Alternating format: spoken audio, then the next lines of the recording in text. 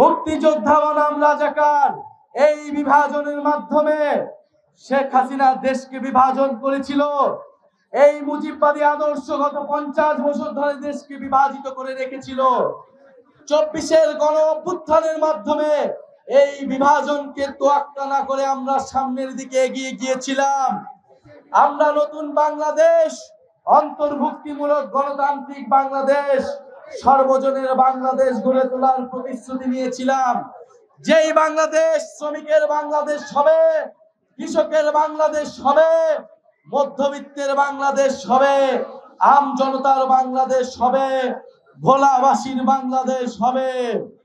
প্রিয় সংগ্রামী বন্ধুগণ, আমরা জানি এই ভোলার মানুষকে সকল উন্নয়ন সুযোগ সুবিধা থেকে বিচ্ছিন্ন করে রাখা হয়েছে যুগের পর যুগ ধরে। আজকের এই আধুনিক যুগেও, তথ্য প্রযুক্তির যুগেও, যেখানে যোগাযোগ সকল দূরত্ব ঘুচিয়ে দেয়, সেখানেও সেই যুগেও ভোলাবাসীদেরকে আমাদের থেকে দূরত্ব করে রাখা হয়েছে, দূর করে রাখা হয়েছে। আমরা আজকে এসেছি সেই দূরত্ব ঘোচাতে। সাধারণ মানুষের গণ প্রতিরোধের ফলেই শেখ হাসিনা দেশ থেকে পালাতে বাধ্য হয়েছিল। বাংলাদেশের একমাত্র দ্বীপ জেলা হচ্ছে এই ভোলা। নদী বিধৌত অঞ্চল, সংগ্রামের সাথে লড়াই করে থাকে এই জনপদের মানুষ। অদম্য সাহসের অপর নাম হচ্ছে ভোলা। একাধিক নদীর মোহনায় এই ভোলা দ্বীপ তৈরি হয়েছে, যেখানে মানুষ সংগ্রাম করে টিকে থাকে, লড়াই করে টিকে থাকে। প্রতিবাদের জায়গা হচ্ছে এই ভোলা। আমরা জানি জুলাই গণ অভ্যুত্থানের সবচেয়ে বেশি শহীদ এই ভোলা অঞ্চলের আপনাদের জেলার সন্তানেরা। আপনাদের জেলার সন্তানেরা সবচেয়ে বেশি সংখ্যায় জুলাই গণ অভ্যুত্থানে শহীদ হয়েছে, জীবন দিয়েছে। এর থেকেই বোঝা যায় ভোলা জেলার সন্তানেরা কতটা সাহসী, কতটা দেশপ্রেমিক, কতটা আত্মত্যাগী। প্রিয় সংগ্রামী বন্ধুগণ, আমরা আজকে ভোলা এসেছি আপনাদের কাছে কিছু কমিটমেন্ট করতে, আপনাদের কাছে প্রতিশ্রুতি দিতে, যে যেই জুলাই গণ অভ্যুত্থান বাংলাদেশকে নতুন করে গড়ে তোলার জন্য হয়েছিল, নতুন বন্দোবস্ত গড়ে তোলার জন্য হয়েছিল, দুর্নীতি, বৈষম্য, চাঁদাবাজ, সন্ত্রাস এবং মাফিয়া সিস্টেমের বিরুদ্ধে একটা ইনসাফ ভিত্তিক, মর্যাদা ভিত্তিক গণতান্ত্রিক রাষ্ট্র কায়েমের জন্য হয়েছিল। আমরা সেই ব্যবস্থা প্রতিষ্ঠার জন্য লড়াই করছি।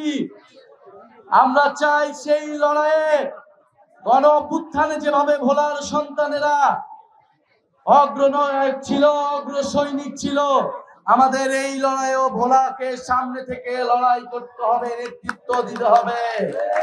ভোলাবাসী কি প্রস্তুত? ভোলাবাসী কি লড়াই করতে জানে? প্রিয় সংগ্রামী বন্ধুগণ, আমরা ভোলার এক শহীদের বাবার কথা শুনলাম। যার সন্তান হারায় তিনি বুঝেন। তার সন্তান রাজপথে নেমেছিল, জীবন দিয়েছিল আমাদের হাজারো ভাইয়েরা বোনেরা। আজকে 15ই জুলাই, আজকের এই দিনে গত বছর ঢাকা বিশ্ববিদ্যালয়ে ছাত্রলীগের সন্ত্রাসীরা, হায়নারা আমাদের বোনেদের উপর আক্রমণ করেছিল, নির্মম নির্যাতন চালিয়েছিল। গতকাল অর্থাৎ গত বছরের 14ই জুলাই রাতে শেখ হাসিনা, ফ্যাসিস্ট দিল্লির তাবেদার শেখ হাসিনা কোটা সংস্কার আন্দোলনকারীদের রাজাকারের নাতিপুতি বলে কটাক্ষ করেছিল। সেই রাজাকার শব্দের প্রতিবাদ জানিয়ে সারা বাংলাদেশের ছাত্র সমাজ রাজপথে রাতের বেলা নেমে এসেছিল, যার নেতৃত্ব দিয়েছিল আমাদের বোনেরা। আমাদের সেই বোনদেরকে লক্ষ্য করে পরের দিন 15ই জুলাই ঢাকা বিশ্ববিদ্যালয়ে ছাত্রলীগের সন্ত্রাসীরা নির্মম অত্যাচার চালায়, আক্রমণ চালায়। আপনারা কি সেই ছবি দেখেছিলেন? কিভাবে আমাদের বোনদের উপর আক্রমণ চালানো হয়েছিল, অত্যাচার চালানো হয়েছিল। কিন্তু আমাদের বোনরা পিছু হটেনি, আমাদের ভাইয়েরা পিছু হটেনি। তারা প্রতিরোধ তৈরি করেছিল। পাবলিক বিশ্ববিদ্যালয়গুলোর সাথে প্রাইভেট বিশ্ববিদ্যালয়, মাদ্রাসা, স্কুল, কলেজের ছাত্ররা এসে সাথে দাঁড়িয়েছিল। এরপরে সাথে দাঁড়িয়েছিল শিক্ষক সমাজ, শ্রমিকেরা, আমাদের অভিভাবক এবং সাধারণ আম জনতা মানুষ।